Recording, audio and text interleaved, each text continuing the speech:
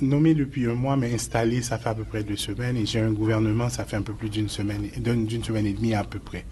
La démarche de Washington rentre dans le cadre d'un effort que nous sommes en train de faire pour regalvaniser dans une certaine mesure la communauté internationale autour du dossier haïtien. Pour rappeler la situation d'Haïti, où 80% du territoire de la zone métropolitaine est contrôlée par le gang, où la moitié de la population est en insuffisance alimentaire, où nous avons des problèmes qui sont très très sérieux. Donc ça fait partie de la démarche que nous sommes en train d'entreprendre pour nous assurer que la communauté internationale continue à nous accompagner. Vous avez promis que l'État haïtien reprendrait le contrôle des quartiers occupés par les gangs avec l'appui de la mission internationale de soutien à la police nationale haïtienne. Il y a un premier contingent de policiers kényans qui est arrivé la semaine dernière à Port-au-Prince. Combien sont-ils à ce jour sur le sol haïtien ? Il y a à peu près 200, un peu plus que 200 dans le premier contingent et on s'attend à ce que dans les prochaines semaines, ce chiffre augmente de manière significative. Oui, car 2500 policiers de la force internationale doivent arriver à terme.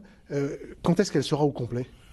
C'est un processus qui est en cours. Je préfère ne pas parler de date exacte, mais ce que je peux vous dire, c'est que les partenaires haïtiens sont très engagés et sont en train de prendre toutes les dispositions pour que ça se fasse le plus rapidement que possible. Oui, il y a des problèmes logistiques, des problèmes de logement notamment pour ces policiers kényans. Ce genre d'opération en général, il y a toujours énormément de choses que nous devons résoudre, mais ce que moi j'ai vu et ce qu'on a compris dans les conversations que nous avons avec nos partenaires, c'est qu'ils comprennent bien l'urgence et ils sont très engagés à pouvoir offrir le support et l'appui qu'il faut pour que ça se concrétise. Pour l'heure, ces policiers kényans notamment font quelques patrouilles, mais il n'y a pas d'opération d'envergure. Quand est-ce que cette force va commencer réellement à remplir ses missions ? La mission de cette force est évidemment d'accompagner la police nationale qui n'a jamais cessé de faire des opérations.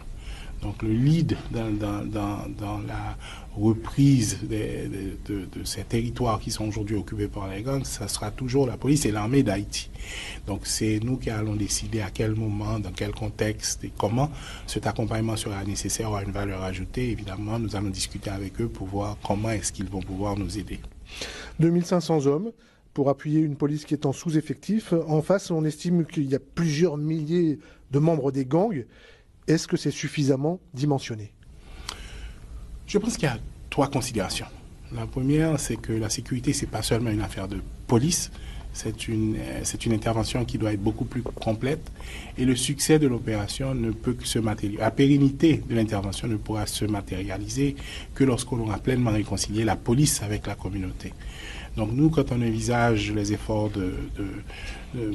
que nous sommes en train d'entreprendre, on a cette vision-là. Il nous faut vraiment renforcer la capacité de notre police. Et ce que ces contingents nous permettent de faire, c'est de nous appuyer en même temps que nous sommes en train de renforcer nos effectifs. On vient de graduer 455 policiers des forces spécialisées. On va continuer à le faire de manière systématique.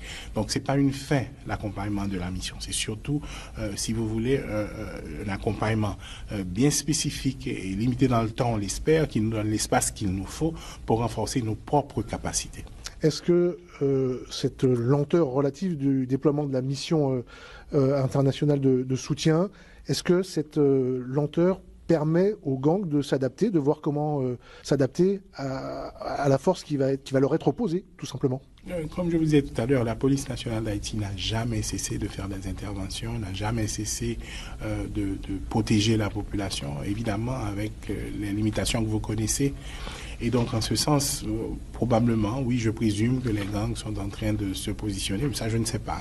Mais ce que je veux dire pour sûr, c'est que quel que soit ce qu'ils sont en train de faire, je vous assure que dans un délai pas trop lointain, l'État reprendra le contrôle de tout le territoire national.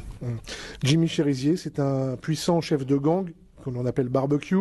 Il a fait savoir qu'il était prêt au dialogue la semaine dernière. Est-ce que vos équipes ont des contacts avec lui ? Est-ce qu'on discute, quand on est le gouvernement d'Haïti, avec les gangs ? Comme j'ai répondu à cette question il y a déjà quelques semaines, il faut d'abord déposer les armes et reconnaître l'autorité de l'État avant tout dialogue. C'est ça la première démarche. Vous déposez les armes, vous reconnaissez l'autorité de l'État et ensuite on verra.